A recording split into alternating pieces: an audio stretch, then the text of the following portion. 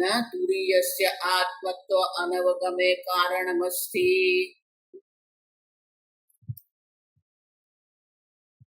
चतुर्थ तुरीय,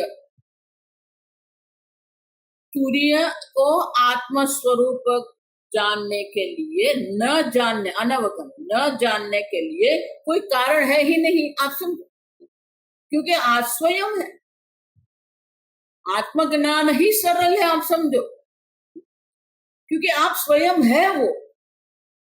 और इसीलिए शंकराचार्य जी कहते हैं न ज्ञान होने में कोई कारण ही नहीं है। तो आप क्यों ऐसा कहते हो? सर्व उपनिषदाम तादर्थ्यन तादर्थ्येन उपक्षयात्, सर्व उपनिषदों में भी उसी प्रकार से ही उपदेश किया गया। जीव ब्रह्म का ऐक्य जो है वही ब्रह्म ज्ञान है। आप ब्रह्म है वो ज्ञान नहीं है, मैं ब्रह्म हूं वो ज्ञान नहीं है, मैं साक्षी स्वरूप हूं वो ज्ञान नहीं है। आप सब जीव और ब्रह्म, जीव और ईश्वर के ऐक्य को ही ब्रह्म ज्ञान कहते हैं। और इसलिए जो वाक्य जीव और ईश्वर के ऐक्य को प्रकट करते हैं उसे महावाक्य कहते हैं। भले वो है छोटा सा, लेकिन उनका अर्थ ऐक्य में है और इसलिए उसे महावाक्य कहते हैं। तो शंकराचार्य जी यहाँ अनेक महावाक्य का निर्देश करते हैं। पहला वाक्य क्या है? तत्त्वमसि, तत् जगत कारणम त्वम असि। उद्दालक मुनि श्वेत केतु को उपदेश कर रहे हैं कि वो जो सद ब्रह्म जो है वो, ये जगत पहले सत था, सदैव सौम्य आसीत। वो जो सद ब्रह्म है वही सत्य है और वो तू है, तू माने कि शिष्य। तो उपदेश तो यही कहते हैं शिष्य को कि तू ब्रह्म है।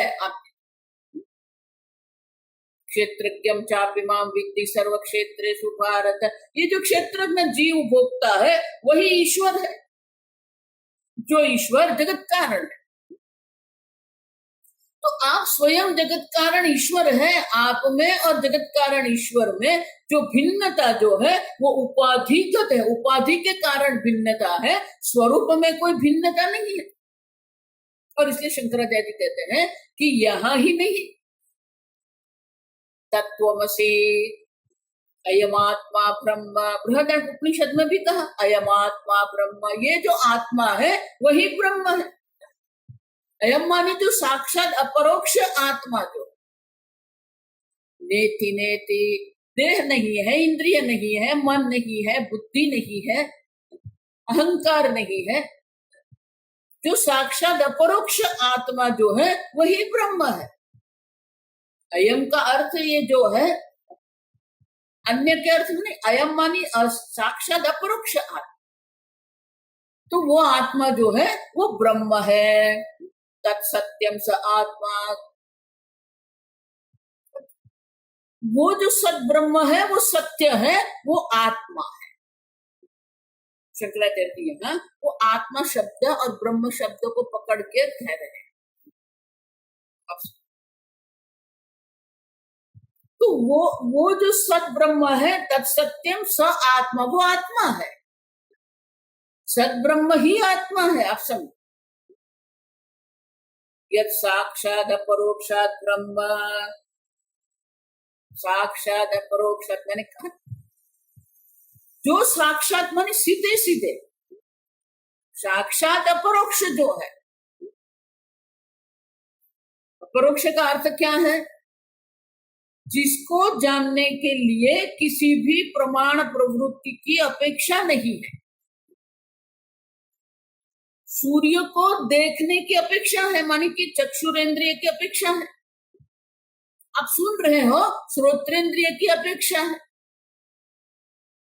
लेकिन जिसको जानने के लिए कोई प्रमाण प्रवृत्ति नहीं होती है उसे अपरोक्ष कहते हैं। प्रत्यक्ष मानी इंद्रिय प्रमाण के द्वारा जानते हैं, अनुमान आदि जो अपरोक्ष प्रमाण जो है वो मन के द्वारा हम जानते हैं, लेकिन आपके मन के जो विचार है, आप देखो, आपके मन में जो विचार उठ रहे हैं वो आप जानते हो। मुझे क्रोध आया, मैं शांत हूं, मैं विक्षिप्त हूं। तो आपके मन में जो भी वृत्ति उठ रही है, जो भी विचार उठ रहे हैं, वो विचार आप जानते हो, लेकिन उनके लिए कोई प्रमाण की प्रवृत्ति हुई नहीं। न प्रत्यक्ष प्रमाण है, न परोक्ष प्रमाण है, न शब्द प्रमाण है। आपके मन के विचार को आप जानते हो, इसलिए आपके मन के जो विचार जो है वो अपरोक्ष है। विचार परोक्ष है, अपरोक्ष है, आप समझिए,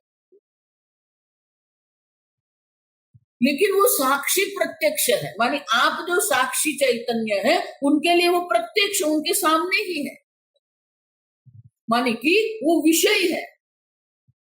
साक्षी प्रत्यक्ष है, माने कि भले विचार अपरोक्ष है, लेकिन वो साक्षी प्रत्यक्ष के द्वारा जाने जाते हैं, माने वो भी विषय कोटि में ही है। लेकिन जो साक्षी चैतन्य आप जो है, वो साक्षात अपरोक्ष है, जिनको जानने के लिए कोई प्रमाण प्रवृत्ति ही नहीं है। वो साक्षात अपरोक्ष आत्मा जो आप है, वो ब्रह्म है। ब्रह्म माने बृहत्वाद ब्रह्म, जो अनंत है, जिसकी महानता की कोई सीमा नहीं है। सबाह्याभ्यंतर ही अजः, वो आत्मा अपरोक्ष आत्मा जो है, वो बाहर भी है, अंदर भी है। सबाह्याभ्यंतर है ही अजः, जन्म मृत्यु रहित साक्षात आत्मा जो है वही ब्रह्म है। सह मानी वो ब्रह्म, साक्षात अपरोक्ष आत्मा, बाह्याभ्यंतर है अजः। आत्मा वा इदं सर्वम, शंकराचार्य जी ये उपनिषदों के बात करते हैं ना। तत्त्वमसि छांदोग्य उपनिषद, अयमात्मा ब्रह्म बृहदारण्यक उपनिषद, तत्सत्यम स आत्मा, वो भी क्या है? छांदोग्य उपनिषद है। यत् साक्षात अपरोक्षात ब्रह्म, वो बृहदारण्यक उपनिषद है। सबाह्याभ्यंतरो ही अजः, वो मुंडक उपनिषद है। और आत्मा वा इदं सर्वम इत्यादि नाम, ये छांदोग्य उपनिषद। आत्मा जो है, इदं सर्वम, यहाँ जो कुछ है सब आत्मा मात्र है।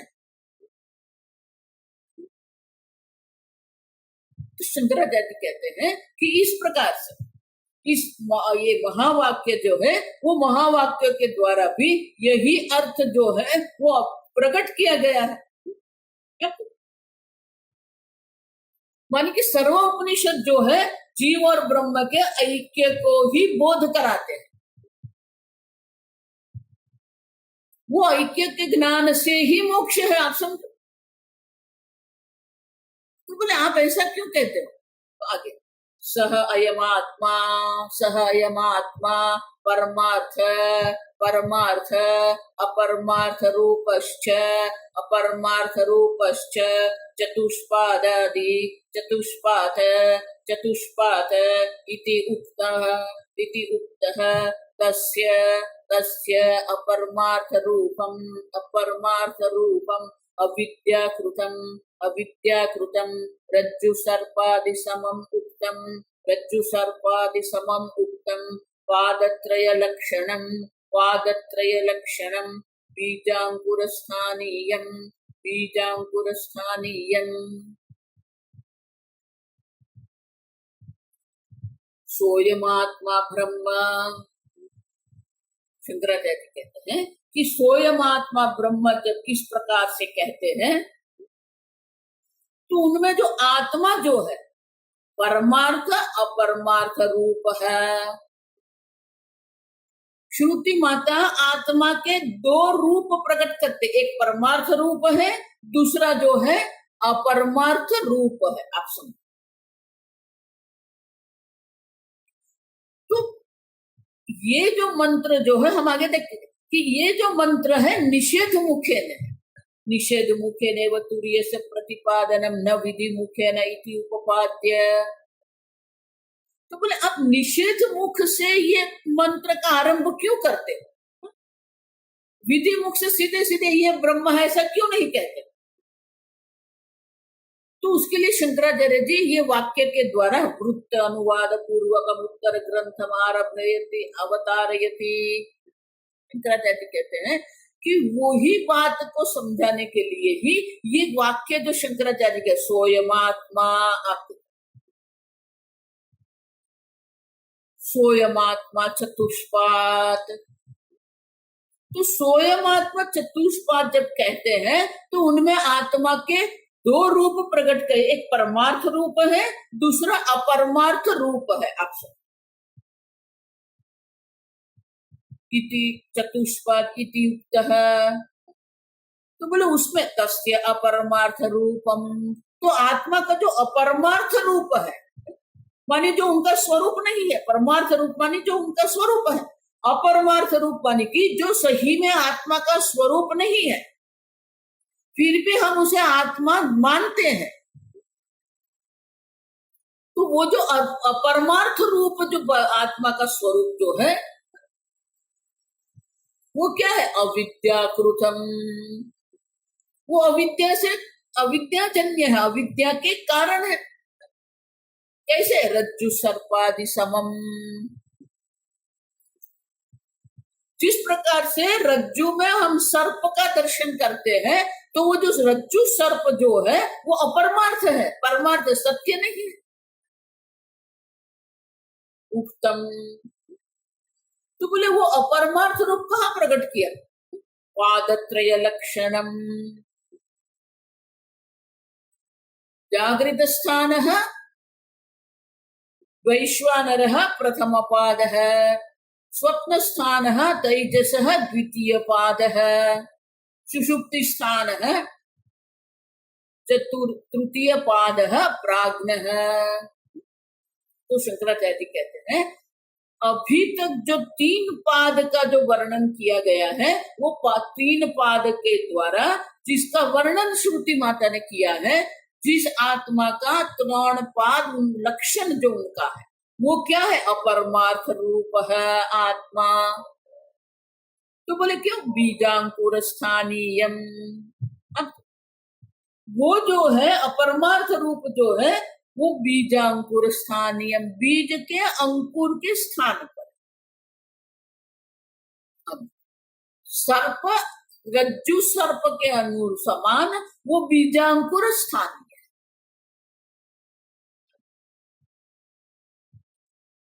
तो जागृत अवस्था अभिमानी, स्वप्न अवस्था अभिमानी वो अंकुर है। हम देखेंगे जो तृतीय पाद जो प्राज्ञ जो सर्वेश्वर है वो बीज स्थानीय है। तो तृतीय पाद बीज है और प्रथम दो पाद जो है वो अंकुर है। एक कारण है, दूसरा कार्य है। बीज अंकुर मानी कार्य कारण, बीज मानी कारण है, अंकुर मानी कार्य। तो वो कार्य कारण रूप में अपरमार्थ रूप में जो ये है, आप सब बीज हेतु कारण है, तो ये तीन जो है कार्य कारण के रूप में अपरमार्थ रूप है। तो बोले आत्मा कार्य कारण है,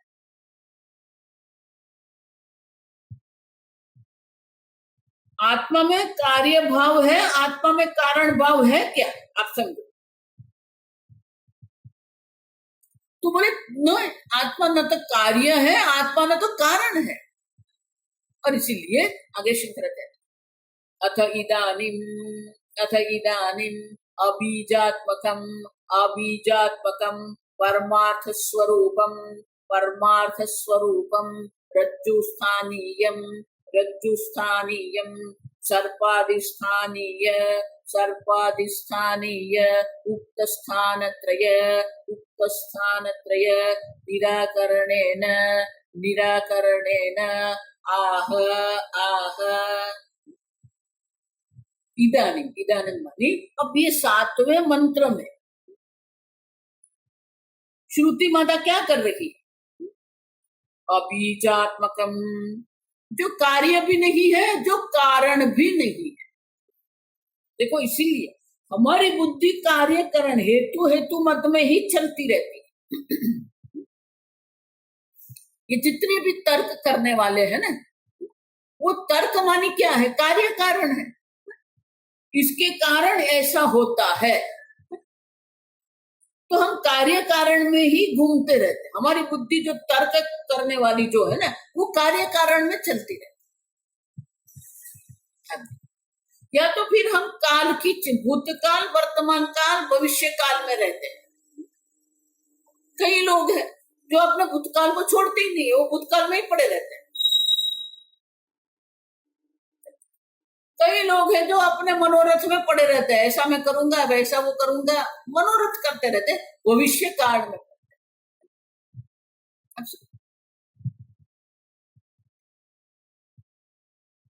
इसलिए नचिकेता ने भी यही प्रश्न पूछा था, आप समझना ठीक से।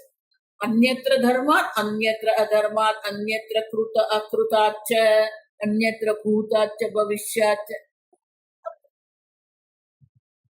जो कार्यकरण से पर है, जो बीज भी नहीं है, जो अंकुर भी नहीं है। और इसलिए शंकराचार्य कहते हैं अबीजात्मकम परमार्थ स्वरूपम। जो कार्य भी नहीं है, जो कारण भी नहीं है, वो परमार्थ स्वरूप है आत्मा का। रज्जु स्थानीय, हम रज्जु सर्प का दृष्टांत हम लेते हैं, तो रज्जु स्थान, रज्जु के स्थान पर जो है वो परमार्थ स्वरूप आत्मा। सर्प के जो स्थान पर है, जो 3 प्रकार के पाद जो है, सर्पाधिष्ठानीय उक्त स्थानत्रय निराकरणेन आह।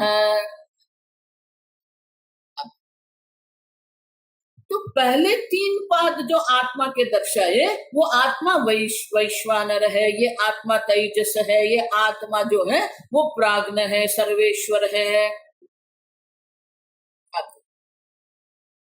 तो इस प्रकार से स्थानत्रय, 3 स्थान अभिमानी जो आत्मा है, स्थानत्रय मानी स्थानत्रय में अभिमान करके जो बैठा है, जो अबीजात्मक है, कार्यकरण विनिर्मुक्तमिति। क्यों? परमार्थ स्वरूप, कार्य कारण रहित है, क्योंकि वो परमार्थ स्वरूप है, वो सत्य है, जो किसी का कार्य भी नहीं है, वो किसी का कारण भी नहीं है।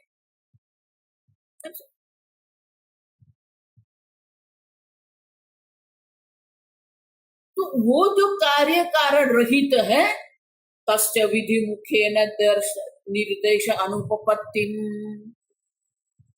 उनको हम ये ब्रह्म है इस प्रकार से उनका विधि मुख से निर्देश नहीं कर सकते। अब आत्मा पर 3 पाद का जो अध्यारोप करके रखा है, जागृत स्थान अभिमानी आत्मा जो वैश्वानर है, स्वप्न स्थान अभिमानी आत्मा तेजस है, प्राग सुषुप्ति स्थान अभिमानी आत्मा जो है वो प्राज्ञ है।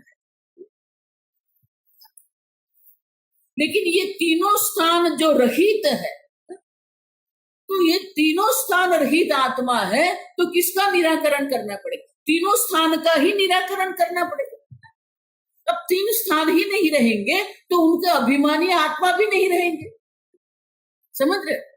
और इसलिए शंकराचार्य कहते हैं स्थानत्रय निराकरणेन।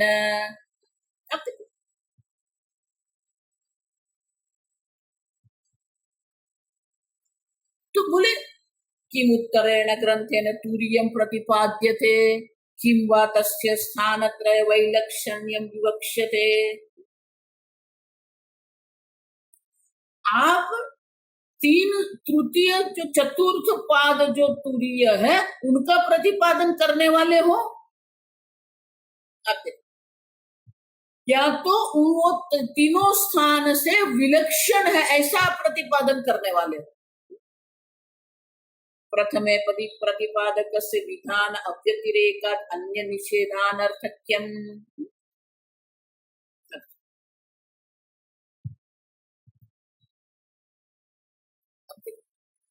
बहुत सुंदर है, समझ कि आप ये नकारात्मक जो कह, निषेधात्मक जो कह रहे हैं, तो पहले विधि मुख से दर्शाना पड़ेगा, फिर तो आप निषेधात्मक कर सकते हो ना। तो आप तृतीय का प्रतिपादन कर रहे हो या तृतीय स्थान त्रय से विलक्षण है, इस प्रकार से निषेधात्मक वर्णन कर रहे हैं। क्यों? अगर मेरे सामने पाइनएप्पल है तो पाइनएप्पल जो है तो वो क्या क्या नहीं है कहने के पहले ये पाइनएप्पल है ऐसे तो मुझे बताना पड़ेगा कि नहीं। पाइनएप्पल सेव नहीं है, पाइनएप्पल द्राक्ष नहीं है, पाइनएप्पल जो है वो संतरा नहीं है, पाइनएप्पल खीरा नहीं है। तो पहले पाइनएप्पल तो कहेंगे ना, फिर वो क्या क्या नहीं आप कहेंगे। तो अगर आप सीधा सीधा निषेधात्मक करेंगे, विधान व्यतिरेकाद अन्य निषेध अनर्थक्यम। अगर मैं ऐसा कहूं वो खीरा नहीं है, वो सेव नहीं है, वो ना संतरा नहीं है, वो लीची नहीं है, तो हम क्या समझेंगे? नहीं समझेंगे। और इसलिए आनंदगिरी महाराज कहते हैं कि अगर आप निषेधात्मक कर रहे हैं लेकिन विधि मुख से किए बिना ही आप निषेधात्मक करेंगे, वो अनर्थक्य हो जाएगा।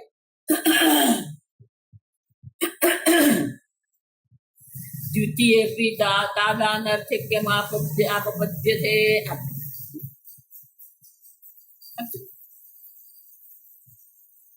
तो आप जिस प्रकार से करने का कहते हो, स्थानत्रय निराकरणेन आह नान्तः प्रज्ञम इत्यादि, तो ये तीन स्थान का व्यतिरिक्त, तीन स्थान से भिन्न ये तुरीय पाद है, आप ऐसा कहते हो तो गड़बड़ हो गई। क्योंकि पहले क्या है, ये पाइनएप्पल तो हमारे सामने रखना पड़ेगा, फिर आप कहेंगे कि वो क्या क्या नहीं। तो तर्क की दृष्टि से अगर हम समझते हैं तो पहले विधि मुख से कहना पड़ेगा ये पाइनएप्पल है, जो सेव नहीं है, वो संतरा नहीं है, खीरा नहीं है, वो हम कह सकते हैं। तो आप तो यहां सीधे सीधे निषेधात्मक कर रहे हो, दोनों ओर से गड़बड़ है। आप देखो, तो पहले तो निषेधात्मक करते वो गड़बड़ है, क्योंकि वो विधि के बिना ही निषेध करना जो है वो अनर्थक हो जाएगा, माने कि निरर्थक है, व्यर्थ है। तो बोले कि द्वितीय जो है कि विधि मुख से पहले करना है। द्वितीय पितादानर्थक्यम आपद्येत। बोले कि विधि मुख से भी जो आप उनका निर्देश करने का सोचते हो वो भी क्या है? अनर्थक्य। वो अनर्थक, वो भी अनर्थक।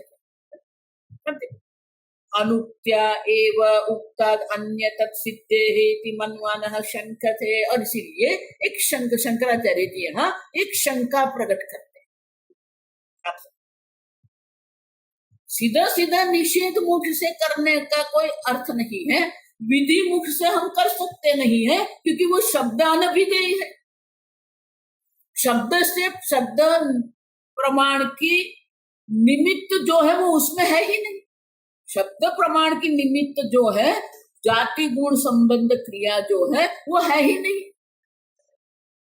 और इसलिए शब्द के द्वारा विधि मुख से भी आप नहीं कर सकते हो, निषेधात्मक भी नहीं कर सकते हो, क्योंकि निषेधात्मक करने के लिए पहले विधि मुख से उनका निर्देश करना पड़ेगा।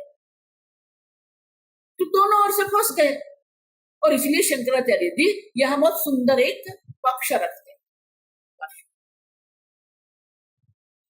ननु ननु आत्मनः आत्मनः चतुष्पात्वं चतुष्पात्वं प्रतिज्ञाय प्रतिज्ञाय पादत्रय कथनेन एव पादत्रय कथनेन एव चतुर्थस्य चतुर्थस्य अंतःप्रज्ञादिभ्यः अंतःप्रज्ञादिभ्यः अन्यत्वे सिद्धे नान्तःप्रज्ञमित्यादि नान्तःप्रज्ञमित्यादि प्रतिषेधः अनर्थकः प्रतिषेधः अनर्थकः।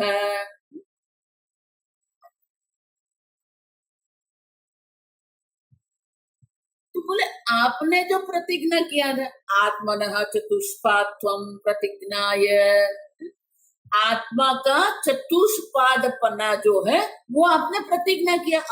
अयम आत्मा ब्रह्म स आत्मा चतुष्पाद,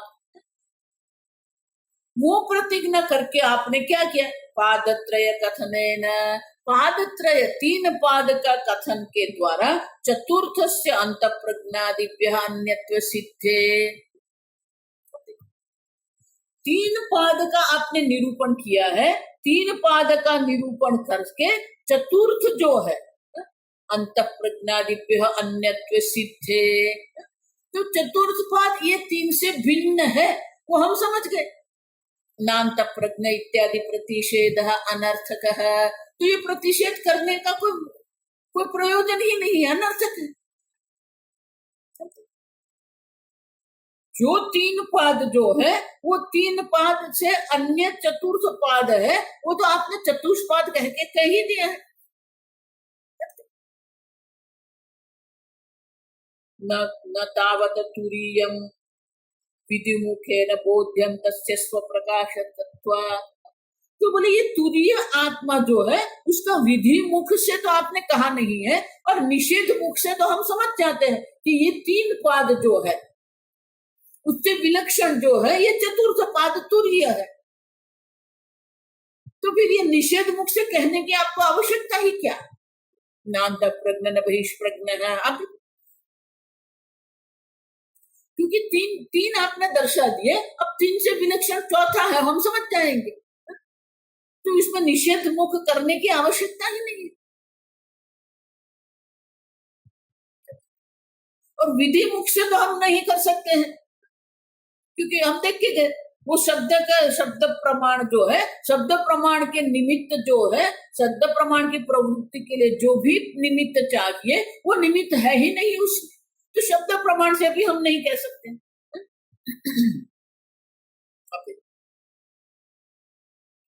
तो आप निषेध कर रहे वो भी अनर्थक है, विधि मुख से तो नहीं कर सकते, आपने ही कह दिया।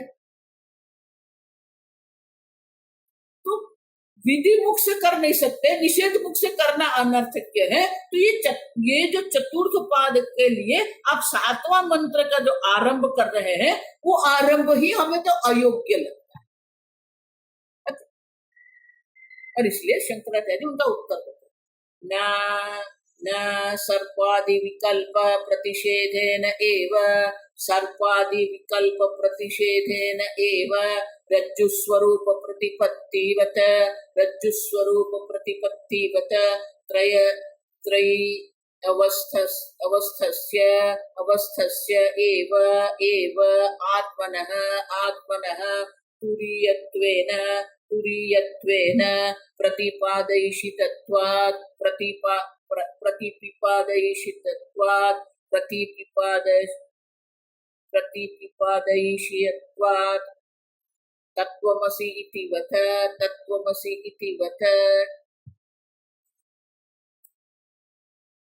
शंकराचार्य कहते ऐसा।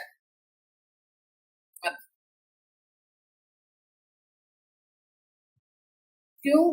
तुरीयस्य पादत्रय विलक्षणस्य अर्थादेव सिद्धवपि जीवात्मनः स्थानत्रय विशिष्टस्य तुरीयं ब्रह्मस्वरूपम् इति न उपदेशम्।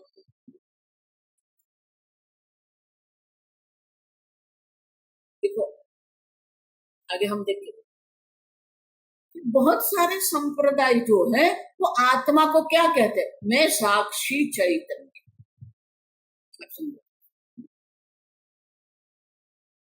तो साक्षी चैतन्य ब्रह्म वो ब्रह्म ज्ञान नहीं है। आप स्वयं चिंतन करो, मैं साक्षी चैतन्य। तो साक्षी चैतन्य जो है,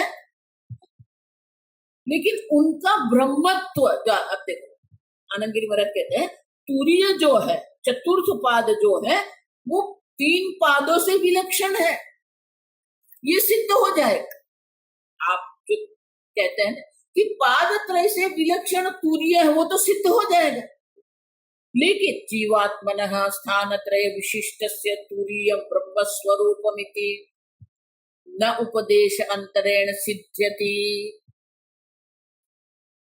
लेकिन ये जो तुरीय आत्मा जो है, जो चतुर्थ पाद है, ब्रह्म स्वरूपमिति, आप पूर्ण ब्रह्म स्वरूप है, आप सर्वव्यापी ब्रह्म है। एक देह में साक्षी चैतन्य आप नहीं है। क्षेत्रज्ञ चापि माम, सर्व क्षेत्रज्ञ आप ही है। एक ही आत्मा सर्व उपाधि में क्षेत्रज्ञ के रूप में अभिव्यक्त होता है। संपूर्ण जगत का जो अधिष्ठान ब्रह्म है, वो आप है।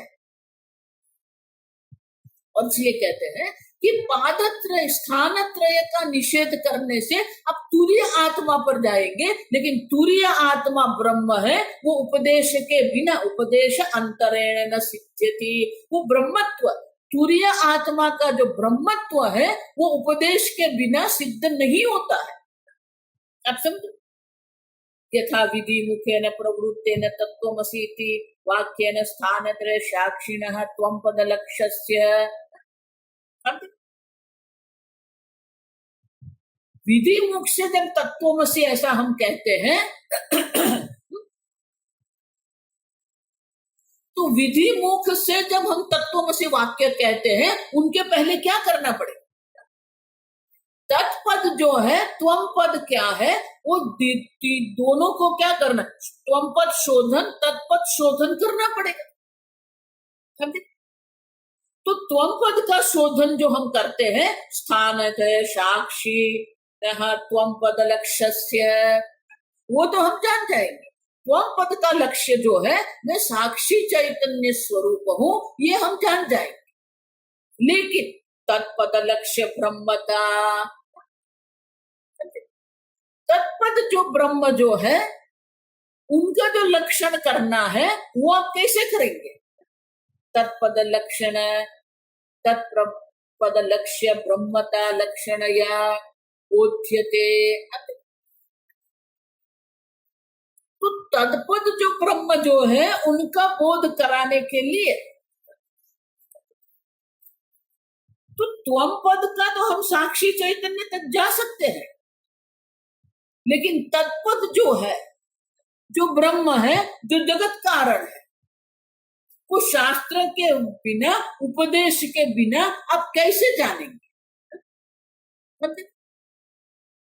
तो तत्पद का तो निरूपण करना पड़ेगा, और तत्पद का निरूपण हम आगे देख के गए। तत्पद का निरूपण जो है, वो जगत कारण ब्रह्म के रूप में ही निर्देश करते हैं।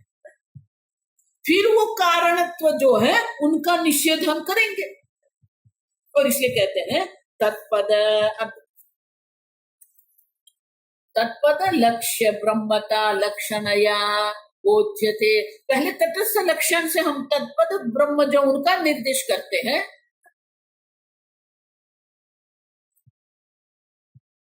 आप समझे? इसीलिए ब्रह्म सूत्र में अथा तो ब्रह्म जिज्ञासा, आप शंकराचार्य कहते हैं, वो सूत्र जो है, पहला सूत्र है, उसमें एक शब्द जोड़ना पड़ेगा, कर्तव्या।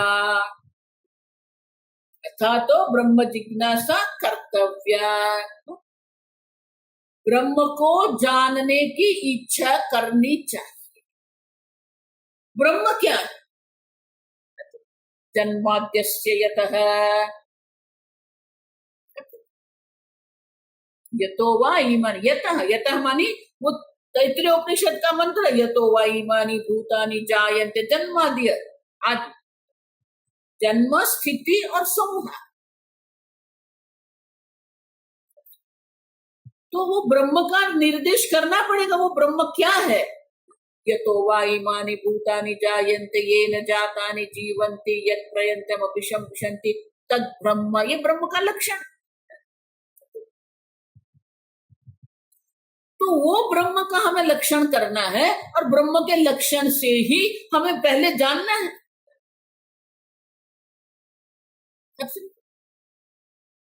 तद् ब्रह्म तत् विजिज्ञासस्व। वो ब्रह्म है जिसको जानने की आपको इच्छा करनी चाहिए। तो शास्त्र के उपदेश के बिना ये तत्पद ब्रह्म जो है उनकी लक्षणा होते ही नहीं है। अब त्वमपद साक्षी स्वरूप जो त्वमपद का लक्ष्य जो है वो तो हम समझ जाते हैं, लेकिन तत्पद का जो लक्ष्य जो है वो किसी भी प्रकार के उपदेश के बिना संभव ही नहीं है। लेकिन ये जो तत्वमसि आप जो कहते हो जन्माद्यस्य यतः, ये ब्रह्म है। वो कैसे जानेंगे? शास्त्र योनित्वात्। अब देखो, ये शास्त्र जिसकी योनि, शास्त्र प्रमाण के बिना, शास्त्र प्रमाण की प्रवृत्ति के बिना जीव ब्रह्म के ऐक्य का ज्ञान संभव ही नहीं है। और इसलिए आनंद गिरी महाराज कहते हैं तत् ब्रह्म लक्ष्य तत्पद लक्ष्य ब्रह्मता लक्षणया बोध्यते तथा निषेध शास्त्रेण अपि। तो पहले त्वमपद का शोधन करना पड़ेगा, फिर तत्पद का शोधन करना पड़ेगा, फिर वो ऐक्य का विचार हम कर सकते हैं। अब तो त्वमपद क्या है, तत्पद क्या है, वो पहले उनकी लक्षणा करनी पड़ेगी। वो लक्षणा के बाद ही वो ब्रह्मत्व सिद्ध करना पड़ेगा। और इसलिए शंकराचार्य कहते हैं सर्पादि विकल्प प्रतिषेधेन एव। जो सर्पादि विकल्प हम रज्जु आदि में देखते हैं वो विकल्प का तो पहले क्या करना पड़ेगा? प्रतिषेध करना पड़ेगा। जिसको सर्प दिख रहा है, जो भयभीत हो गया है, जिसको पसीना छूट रहा है, जिसका शरीर में कंपन है, जिसके हृदय की धड़कन बढ़ गई है, तो जो भयभीत है, सर्प को देख के जो भयभीत हो गया है और भय के सर्व लक्षण उनके शरीर में, उनकी आंख में, उनके मन में अब अभिव्यक्त हो रहे हैं, तो पहले उनको क्या करना पड़ेगा?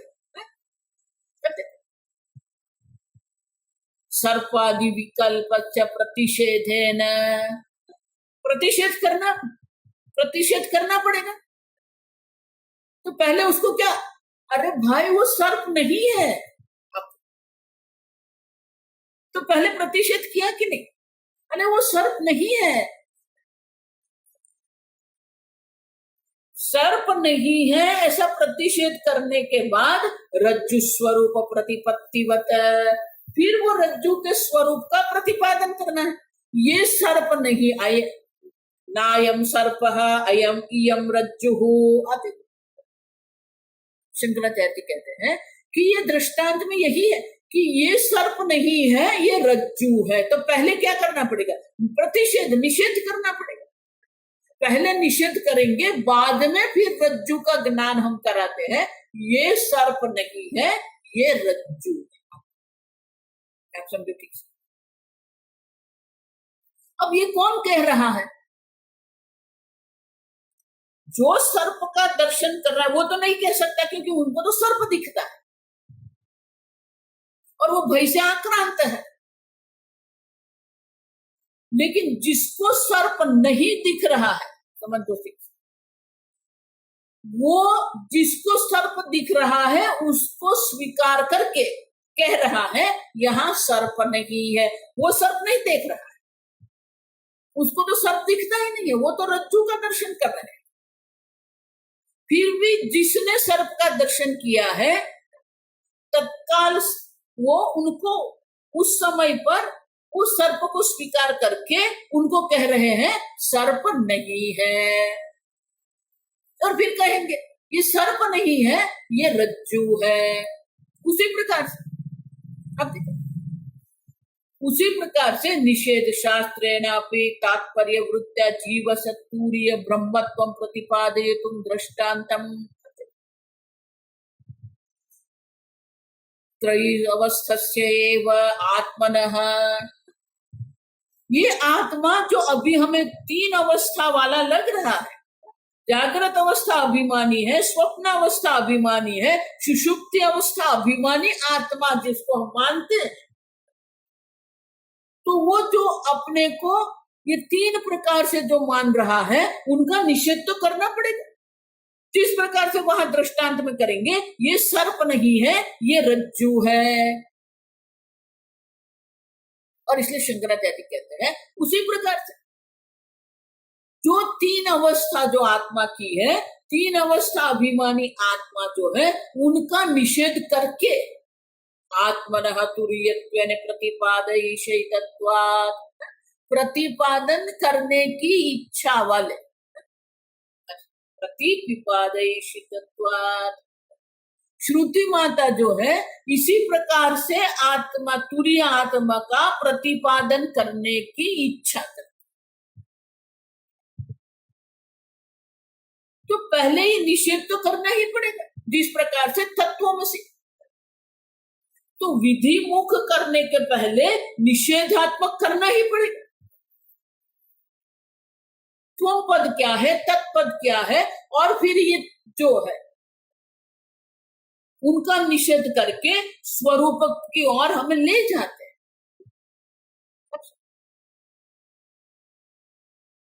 तो कार्य कारण से पर जो ब्रह्म है उनका विधि मुख का निषेध करने के पहले निषेध मुख से ही आरंभ करना।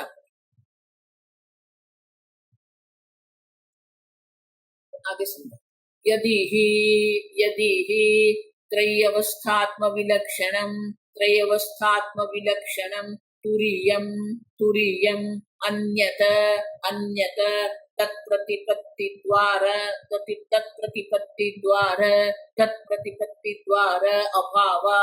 अभावात् शास्त्र उपदेश आनर्थक्यम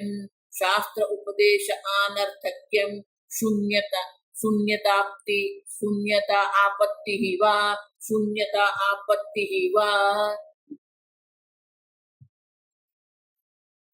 यदि क्योंकि यदि जो त्रयी अवस्था आत्म विलक्षणम तुरीयम अन्यत,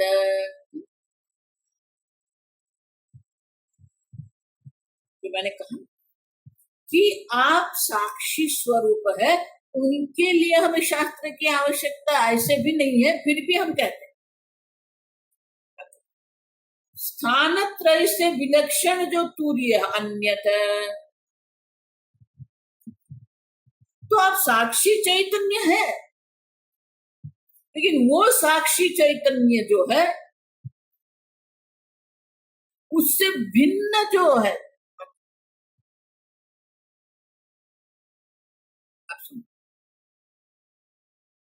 देखो दोनों देखो,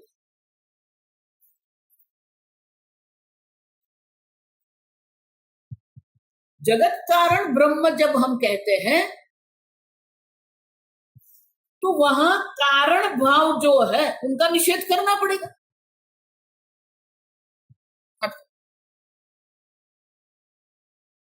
ब्रह्म में कारणत्व जो है वो तटस्थ लक्षण स्वरूप नहीं है, वो तो सत्यम ज्ञानम अनंतम ब्रह्म है, जिसके पास कारण बनने के लिए कोई सामग्री ही नहीं है। उसी प्रकार से कारणत्व जो है वो ब्रह्म का स्वरूप नहीं है, लेकिन हमें जो अनुभव हो रहा है जगत कारण ब्रह्म, उसी प्रकार जगत का अनुभव है, इसीलिए कारण ब्रह्म हमें कहना पड़ता है। फिर वो कारणत्व का निषेध करने की आवश्यकता है। अब यहां पर भी आप कहेंगे मैं साक्षी चैतन्य हूं, तो अगर साक्षी चैतन्य आप कहेंगे तो आप साक्षी है और ये तीन अवस्था साक्ष्य है। तो साक्षीपना भी जो है वो क्या स्वरूप है उनका। त्वम पद का लक्षण जब हम करते हैं तब हमें देखना पड़ेगा कि ये साक्षीपना भी जो है वो क्या है, सापेक्षिक है। साक्ष्य है तो साक्षी है ना।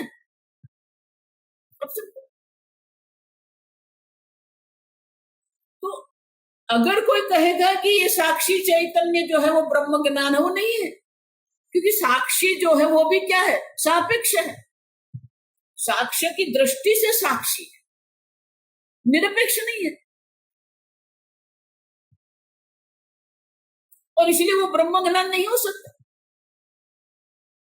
और इसलिए कहते हैं कि ये तीन अवस्था से विलक्षण तूर्य जब आप कहते हो, तुर्यम अन्यत तत्प्रतिपत्ति द्वार अभावात् शास्त्र उपदेश अनर्थक्यम शून्यता आपत्ति ही वा। तो क्या हो जाएगा अगर ये तुर्य जो इससे अन्य है आप, लेकिन वो तुर्य आत्मा प्रतिपत्ति द्वार अभावात्, लेकिन ये तुर्य आत्मा का स्वरूप क्या है।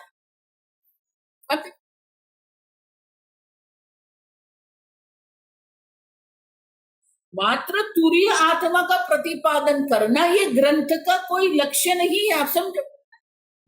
स्थान त्रय विशिष्ट आत्मना नैवं तुरीयात्मत्वं तुरीय ग्रंथेन प्रतिपाद्यते तुरीयस्य विशिष्टाद विलक्षणत्वेन।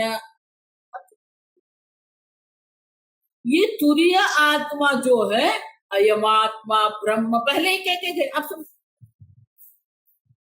तुरीय आत्मा जो है वो ब्रह्म है, वो प्रतिपादन हमें करना है ना। अब तुरीय आत्मा का भी हमें यहाँ जो है वो हमारा लक्ष्य नहीं है। अब तो इसलिए कहते हैं कि अगर आप ऐसा कहेंगे स्थान त्रिअवस्थात्म विलक्षणम तुरीयम अन्यत, तो वो जो तुरीय आत्मा की आप बात कर रहे हो, अन्यत तत्प्रतिपत्ति द्वार अभावात् शास्त्र उपदेश अनर्थक्यम, अगर ये तुरीय आत्मा है, वही अगर ज्ञान है, तो शास्त्र की आवश्यकता ही नहीं रहेगी आपको। और अगर शास्त्र नहीं है, शून्यता वा शून्यता आपत्ति ही वा, तो फिर आप तुरीय आत्मा जिसको कह रहे हैं शून्यता आपत्ति ही, आप समझे क्यों? क्योंकि हमारा अनुभव क्या है, या तो आप जागृत अवस्था अभिमानी प्राग विश्व है, या तो आप स्वप्नावस्था अभिमानी तेजस है, या तो आप सुषुप्ति अवस्था अभिमानी प्राज्ञ है। तीनों से जो विलक्षण जो आत्मा है, उनका तो आपको कभी भी अनुभव नहीं हो, तीनों अवस्था में ही आप घूमते रहते।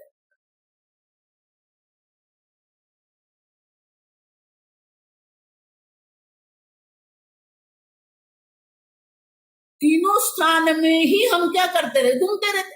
अब तीनों से विलक्षण जो है तुरीय, जो उनका प्रतिपादन जो है वो हमारे अनुभव के क्षेत्र में नहीं आएगा, और उनका प्रतिपादन जो अभाव हो जाएगा तो शास्त्र निरर्थक हो जाएंगे, या तो फिर शून्यता आपत्ति ही, उस शून्यता की प्राप्ति हो जाएगी। क्योंकि आपको तो कभी भी ये तीनों अवस्था से विलक्षण जो आत्मा है उनका प्रतिपादन जो करना है, उनकी जो प्रतिपत्ति मानी ज्ञान प्राप्त करना है, लेकिन आपके अनुभव में तो ये तीनों से विलक्षण तुरीय आत्मा जो है वो आपके अनुभव में क्षेत्र में नहीं है, और इसलिए प्रतिपत्ति द्वारा अभाव आपको वो तुरीय जो आत्मा जिसको कहते हैं उनके ज्ञान का द्वार जो है, उनके ज्ञान के द्वार का अभाव हो जाएगा। और अगर कहेंगे नहीं नहीं शास्त्र भी नहीं है, तो फिर आप क्या कहेंगे, शून्यता आपत्ति ही। आप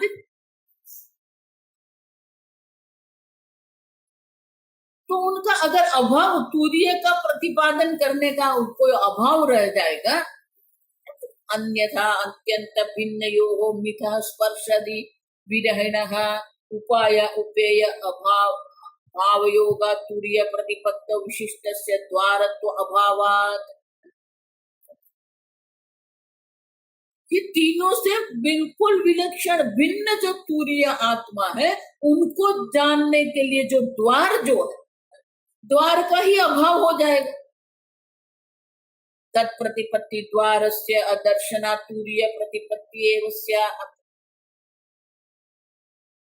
तुरीय अप्रतिपत्ति ही, तो आपको जो तीनों से विलक्षण जो तुरीय आत्मा है, उनका ज्ञान होगा ही नहीं आपको। तो शास्त्र उपयोगी क्यों है? क्योंकि तीनों से विलक्षण जो तुरीय है, उनको ज्ञान कराने के लिए शास्त्र प्रमाण है। और अगर आप अपने आप में ही समझने का प्रयत्न करेंगे तो आप शून्य पर जाके रह जाएंगे।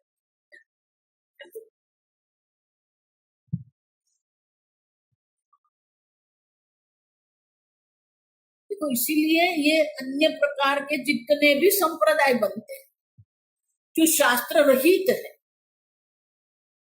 जो शास्त्र रहित जितने भी संप्रदाय है, वो क्या कहते हैं? आत्मा शून्य है, आत्मा क्षणिक है। क्यों? क्योंकि उनके पास जो प्रतिपत्ति, तुरीय आत्मा के प्रतिपत्ति के लिए कोई द्वार नहीं है, जिसको हम शास्त्र कहते हैं। शास्त्र के बिना अगर आप तुरीय आत्मा जानने का प्रयत्न करेंगे तो आप शून्य पर ही आके रुक जाएंगे।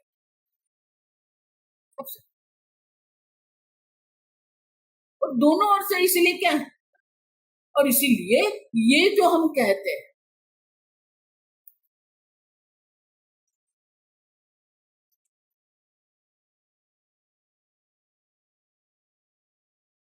तो एक बार ये नहीं है कहकर तुरीय क्या है उसका भी प्रतिपादन तो करना ही पड़ेगा।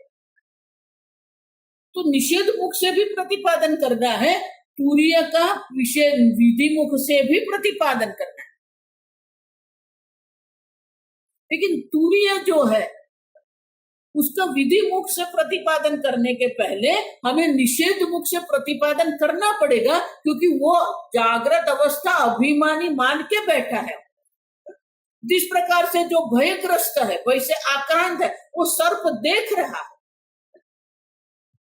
अब जब उसको सर्प दर्शन हो रहे हैं तो पहले निषेध करना पड़ेगा ना कि तू सर्प, ये सर्प नहीं है, ये रज्जु है। तो जहां जहां आपने अभिमान करके रखा है, आत्म बुद्धि करके रखी है, वो सब स्थान का निषेध करना आवश्यक है। जो आप नहीं है और आपने मान के रखा है, उसका निषेध करना ही पड़ेगा।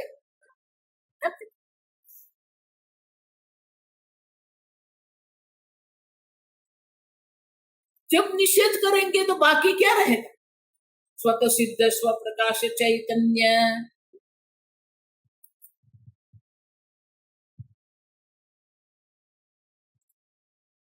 दूसरा, ये तीनों पाद आप नहीं है जब आप कहते हैं, तो तीनों पाद रहित जो आत्मा जो,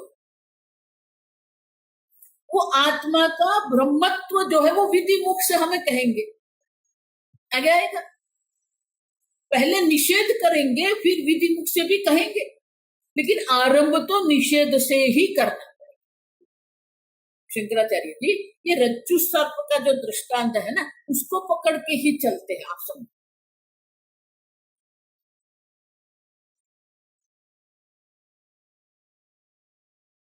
क्योंकि उससे इसके द्वारा ही हम ये सब समझ सकते। और इसीलिए आगे शंकराचार्य जी समझाते हैं कि ये रज्जु सर्प के दृष्टांत के द्वारा ही हमें शंकराचार्य जी आगे समझाते। तो निषेध जो है वो आवश्यक है। भले विधि मुख से नहीं कहा गया है कि ये पाइनएप्पल है, फिर वो खीरा नहीं है, वो सेब नहीं है, वो बाद में कहेंगे, लेकिन जो आपने मान के रखा है, देखो, अगर जो मान के रखा है उसका हम निषेध नहीं करेंगे तो क्या होगा? देखो आजकल यही चल रहा है, अपने को मनुष्य मानते हो, अपने को पंडित मानते हो। अब एक और अध्यारोप हो गया, मैं तो वेदांती, मैं तो वेदांत वाला।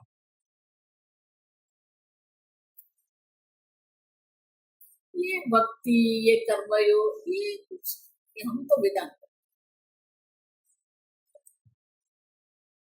तो वेदांत भी एक अध्यारोप ही हो गया। अब समझो, तो जो नहीं है वो पहले तो निश्चय किया नहीं है ना, मैं देह नहीं हूं, मैं इंद्रिय नहीं हूं।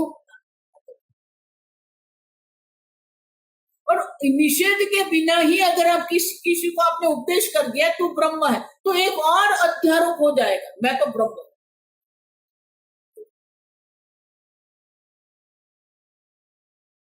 समझ रहे? तो निषेध के बिना अगर विधि करेंगे तो एक और अध्यारोप हो जाएगा।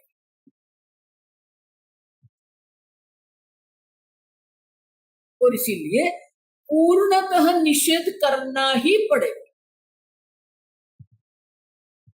आप जो जो नहीं है वो पहले प्रकट करना पड़ेगा, क्योंकि आपने वो आपको मान के चल रहे हैं। जितने जितने आपके बारे में आपने अभिप्राय बना के रखे हैं, एक एक अभिप्राय जो है, एक एक अभिप्राय का निषेध करना पड़ेगा।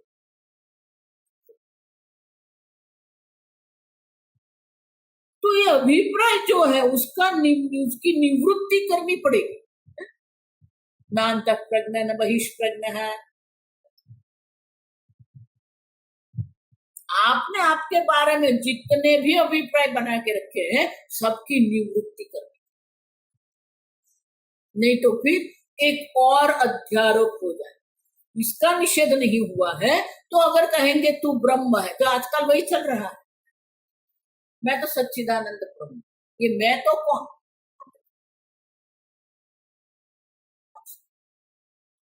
कई ऐसे संप्रदाय है निषेध नहीं करते हैं, सीधा सीधा कह देते हैं, तो एक और अध्यारोप, ब्रह्म भी अध्यारोप ही हो जाएगा। आप समझ, मैं तो ब्रह्म हूं। स्वामी जी उसको कहते थे आइसिंग द केक।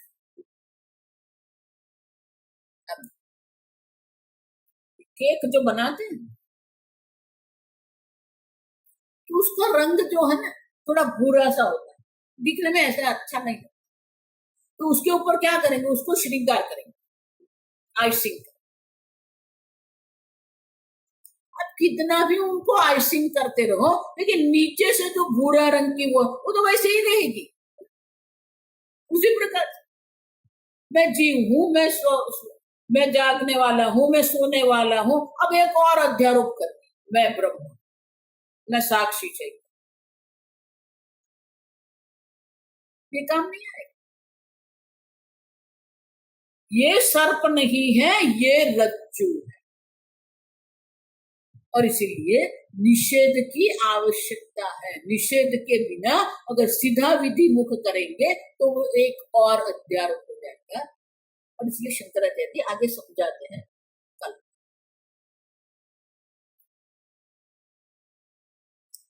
ओम असतो मा सद्गमय तमसो मा ज्योतिर्गमय मृत्योर्मा अमृतंगमय। ओम पूर्णमदः पूर्णमिदं पूर्णात् पूर्णमुदच्यते पूर्णस्य पूर्णमादाय पूर्णमेवावशिष्यते। ओम शांति शांति शांति। हरि ओम। श्री गुरुभ्यो नमः। हरि ओम।